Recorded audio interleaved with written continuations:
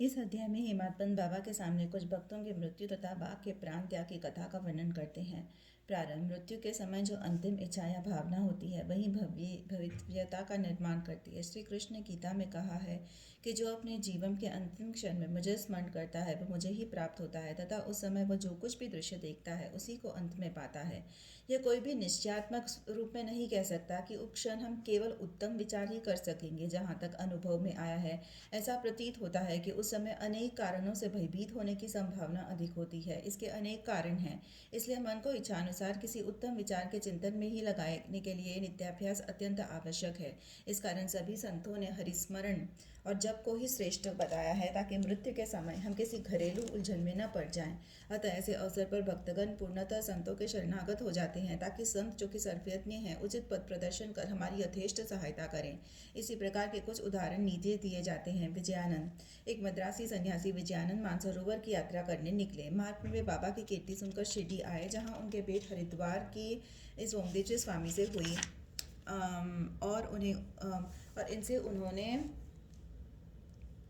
मानसरोवर की यात्रा के संबंध में पूछताछ की। स्वामी जी ने उन्हें बताया कि गंगोत्री में से मानसरोवर 500 मील उत्तर की ओर है।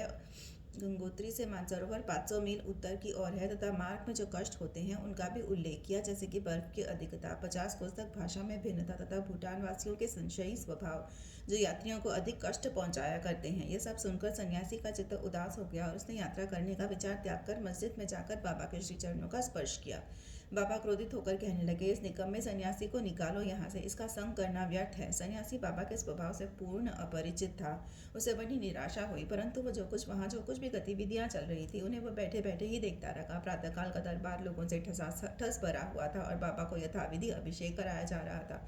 कोई पाद प्रक्षालन कर रहा था तो कोई चरणों को छू कर तथा कोई तीर्थ स्पर्श से अपने नेत्र सफल कर रहा था। कुछ लोग उन्हें चंदन का लेप लगा रहे थे तो कोई उनके शरीर में इत्र ही मल रहा था। जाति पाति का भेदभाव भूलकर सब भक्त ये कार्य कर रहे थे।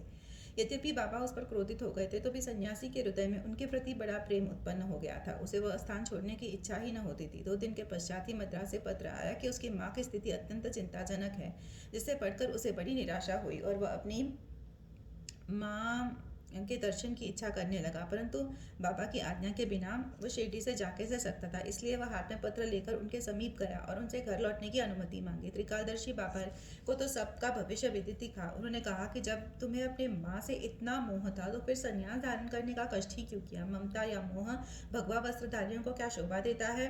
जाओ चुपचाप अपने स्थान पर रहकर कुछ दिन शांतिपूर्वक बिताओ, परंतु सावधान, वाड़े में चोर अधिक है, इसलिए द्वार बंद कर सावधानी से रहना, नहीं तो चोर सब कुछ चुरा कर ले जाएंगे। लक्ष्मी यानी संपत्ति चंचला है और यह शरीर भी नाशवान है, ऐसा ही समझकर इहलौकिक व परलौकिक समस्त पदार्थों का मोह त्याग कर अपना कर्तव्य करो। जो इस प्रकार का आचरण कर श्री हरि के शरणागत हो जाता है उसका सब कष्टों से शीघ्र छुटकारा हो, उसे परमानंद की प्राप्ति हो जाती है। जो परमात्मा का ध्यान व चिंतन प्रेम और भक्ति पूर्वक करता है, परमात्मा भी उसकी अविलंब सहायता करते हैं।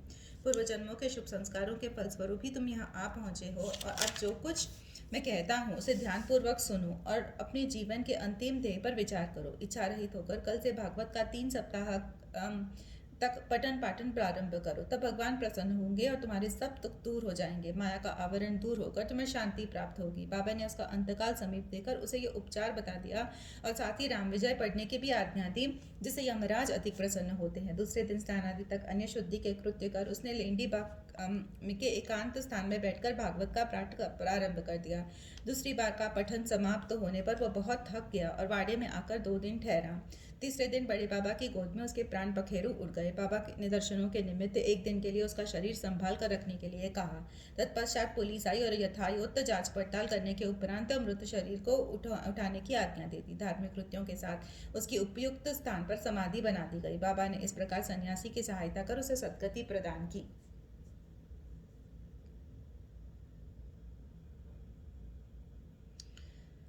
बालाराम मानकर नाम के एक गृहस्थ बाबा के परम भक्त थे। जब उनकी पत्नी का देहांत हो गया तो वे बड़े निराश हो गए और सब घर बार अपने लड़के को सौंप शिरडी में आकर बाबा के पास रहने लगे। उनकी भक्ति देखकर बाबा अपने जीवन की गति परिवर्तित कर देना चाहते थे, इसलिए उन्होंने उन्हें 12 रुपए देकर मच्छिंद्रगढ़ जिला सतारा में जाकर रहने को कहा। मानकर की इच्छा उनका सानिध्य छोड़कर अन्यत्र कहीं जाने की तो नहीं थी, परंतु बाबा ने उन्हें समझाया कि तुम्हारे कल्याणार्थ ही मैं ये उत्तम उपाय तुम्हें बतला रहा हूँ, इसलिए वहां जाकर दिन में 3 बार प्रभु का ध्यान करो। बाबा के शब्दों में विश्वास कर वह मच्छिंद्रगढ़ चला गया और वहां के मनोहर दृश्यों, शीतल जल और उत्तम पवन और समीपस्थ दृश्यों को देखकर उसके चित्त की को बड़ी प्रसन्नता हुई। बाबा द्वारा बतलाई विधि से उसने प्रभु का ध्यान करना प्रारंभ कर दिया और कुछ दिनों के पश्चात ही उसे दर्शन प्राप्त हो गया।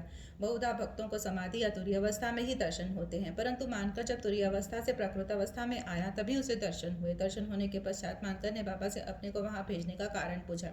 बाबा ने कहा कि शिरडी में तुम्हारे मन में नाना प्रकार के संकल्प विकल्प उठने लगे थे, इसी कारण मैंने तुम्हें यहाँ भेजा कि तुम्हारे चंचल मन को शांति प्राप्त हो।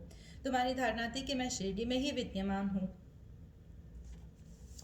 और 3.5 हाथ के इस पंचतत्व के पुतले के अतिरिक्त कुछ नहीं हूँ, परंतु अब तुम मुझे देखकर यह धारणा बना लो कि जो तुम्हारे सामने शिरडी में उपस्थित है और जिसके तुमने दर्शन किए थे वह दोनों अभिन्न है या नहीं। मानकर वह स्थान छोड़कर अपने निवास स्थान बांद्रा को रवाना हो गया। वह पूना से दादर रेल द्वारा जाना चाहता था, परंतु जब वह टिकट कर पहुंचा तो वहां अधिक भीड़ होने के कारण टिकट खरीद नहीं सका। इतने में ही एक देहाती जिसके कंधे पे एक कंबल पड़ा हुआ था तथा शरीर पर केवल एक लंगोटी के अतिरिक्त कुछ भी नहीं था वहां आया और मानकर ने पूछा कि आप कहाँ जा रहे हैं। मानकर ने उत्तर दिया कि मैं दादर जा रहा हूँ। तब वह कहने लगा कि मेरा ये दादर का टिकट आप ले लीजिए, क्योंकि मुझे यहाँ एक आवश्यक कार्य आ जाने के कारण मेरा जाना नहीं हो सकेगा। मानकर को टिकट पाकर बड़ी प्रसन्नता हुई और उसने जेब से वह पैसे निकालने लगा। इतने में ही टिकट देने वाला आदमी भीड़ में से कहीं अदृश्य हो गया। मानकर ने भीड़ में पर्याप्त छानबीन की, परंतु सब व्यर्थ ही हुआ। जब तक गाड़ी नहीं छूटी मानकर उसके लौटने की भी प्रतीक्षा करता रहा, परंतु वह अंत तक नहीं लौटा। इस प्रकार मानकर को इस विचित्र रूप में द्वितीय बार दर्शन हुए। कुछ दिन अपने घर ठहरकर मानकर फिर शिरडी लौट आए और श्री चरणों में ही अपना दिन व्यतीत करने लगे। अब वह सदैव बाबा के वचनों और आज्ञा का पालन करने लगा। अतः उस भाग्यशाली ने बाबा के समक्ष ही उनका आशीर्वाद प्राप्त कर अपने प्राण त्यागे। तात्या साहेब नुलकर। हेमंत पंत ने तात्या साहेब नुलकर के संबंध में कोई विवरण नहीं लिखा है, केवल इतना ही लिखा है कि उनका देहांत शिरडी में हुआ था। सालीला पत्रिका में संक्षिप्त विवरण प्रकाशित हुआ है जो नीचे उद्धृत है।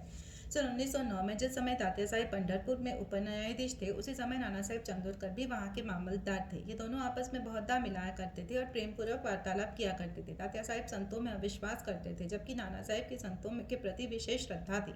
नाना साहब ने उन्हें साईं बाबा की लीलाएं सुनाई और एक बार शिरडी जाकर बाबा का दर्शन लाभ उठाने का आग्रह भी किया। वे 2 शर्तों पर चलने को तैयार हुए। उन्हें ब्राह्मण रसोइया मिलना चाहिए, भेंट के लिए नागपुर के उत्तम संतरे आने चाहिए। शीघ्र ही ये दोनों शर्तें पूर्ण हो गई। नाना साहब के पास एक ब्राह्मण नौकरी के लिए आया, जिसे उन्होंने तात्या साहब के पास भिजवा दिया, और एक संतरे का पार्सल भी आया जिस पर भेजने वाले का कोई पता नहीं था। उनकी दोनों शर्तें पूरी हो गई थी, इसलिए अब उन्हें शिरडी जाना ही पड़ा। पहले तो बाबा उन पर क्रोधित हुए, परंतु जब धीरे धीरे तात्या साहब को विश्वास हो गया कि वे सचमुच भी ईश्वर अवतार हैं, तो वे बाबा से प्रभावित हो गए और फिर जीवन पर्यंत वहीं रहे। जब उनका अंतकाल समीप आया तो उन्हें पवित्र धार्मिक पाठ सुनाया गया और अंतिम क्षणों में उन्हें बाबा का पद तीर्थ भी दिया गया। उनके मृत्यु का समाचार सुनकर बाबा बोल उठे, अरे तात्या तो आगे चला गया, अब उसका पुनर्जन्म नहीं होगा। मेघा 28वें अध्याय में मेघा की कथा का वर्णन किया जा चुका है। जब मेघा का देहांत हुआ तो सब ग्रामवासी उनकी अर्थी के साथ चले और बाबा भी उनके साथ सम्मिलित हुए तथा उन्होंने उसके मृत शरीर पर फूल बरसाए। दाह संस्कार होने के पश्चात बाबा की आंखों से आंसू गिरने लगे। एक साधारण मनुष्य के समान उनका भी हृदय दुख से विदीर्ण हो गया। उनके शरीर को फूलों से ढककर एक निकट संबंधी के सदृश रोते पीटते हुए मस्जिद को लौटे। सदगति प्रदान करते हुए उनके अनेक संत देखने में आते हैं, परंतु बाबा की महानता अद्वितीय ही है। यहाँ तक कि वाकसरी का एक हिंसक पशु भी अपनी रक्षा के लिए बाबा की शरण में आया, जिसका वृत्तांत निम्नलिखित है। वाक्य मुक्ति। बाबा के समाधिस्थ होने के 7 दिन पूर्व शिरडी में एक विचित्र घटना घटी। मस्जिद के सामने एक बैलगाड़ी आकर रुकी, जिस पर एक बाघ जंजीरों से बंधा हुआ था। उसका भयानक मुख गाड़ी के पीछे की ओर था।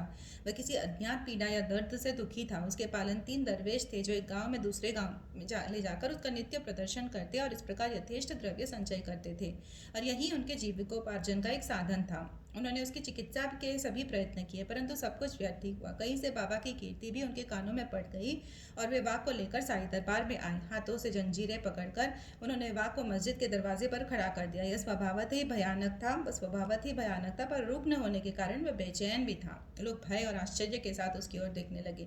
दरवेश अंदर आए और बाबा को सब हाल बताकर उनकी आज्ञा लेकर वे वाघ को उनके सामने लाए। जैसे ही वे सीढ़ियों के समीप पहुंचा, वैसे ही बाबा के तेजपुंज स्वरूप का दर्शन कर एक बार पीछे हट गया और अपनी गर्दन नीचे झुका दी। जब दोनों की दृष्टि आपस में एक हुई तो वाघ सीढ़ी पर चढ़ गया और प्रेमपूर्ण दृष्टि से बाबा की ओर निहारने लगा। उसने अपना पूंछ हिलाकर 3 बार जमीन पर पटकी और फिर तत्क्षण ही अपने प्राण त्याग दिए। उसे मृत देखकर दरवेशी बड़े निराश और दुखी हुई। तत्पश्चात जब उन्हें बोध हुआ तो उन्हें सोचा कि प्राणी रोगग्रस्त था ही और उसकी मृत्यु भी सन्निकट ही थी। चलो, उसके लिए अच्छा ही हुआ कि बाबा सरी के महान संत के चरणों में उसे सद्गति प्राप्त हुई।